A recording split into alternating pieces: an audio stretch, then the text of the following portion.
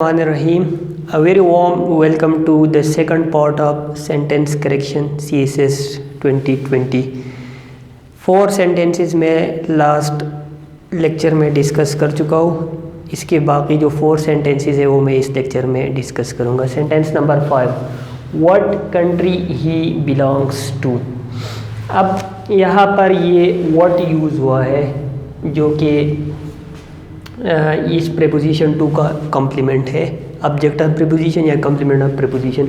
अब what country he belongs to, हम to what country he belongs to नहीं कह सकते, हम कहते हैं to which country does he belong, तो हम टू के बाद विच लगा सकते हैं। तो इसको हम सही करेंगे, या तो व्हाट की जगह हम विच लगाएंगे, which country does he belong to, या हम इस तरह भी कह सकते हैं कि टू स्टार्ट में लगाए, to which country does he belong, to what country does he belong. To के बाद हम यहाँ पर व्हाट नहीं लगा सकते, विच लगा सकते हैं। विच हम उस वक्त यूज़ करते हैं जब हम ऑप्शंस में से किसी एक को सेलेक्ट करने की क्वेश्चंस करते हैं। या इस सेंटेंस को हम और भी तरीक़ों से लिख सकते हैं, इस तरह भी कह सकते हैं what country is he from, इस तरह भी लिख सकते हैं what country is he from, from what country is he. मुख्तलिफ तरीक़ों से हम इस सेंटेंस को करेक्ट कर सकते हैं।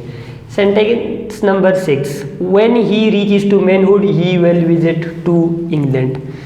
रीच और विजिट ऐसे वर्ब्स हैं जिनके बाद प्रेपोजिशंस नहीं यूज़ होते इंग्लिश में, लेकिन उर्दू टंग इंटरफेरेंस की वजह से हम इसके साथ इंग्लिश में भी प्रेपोजिशन यूज़ करते हैं। हम कहते हैं मैं पेशावर को विज़िट करूँगा, I will visit to Peshawar, तो ये इंग्लिश में इसके साथ प्रेपोजिशन नहीं यूज़ होता, और इसी तरह रीच के साथ भी प्रेपोजिशन नहीं यूज़ होता।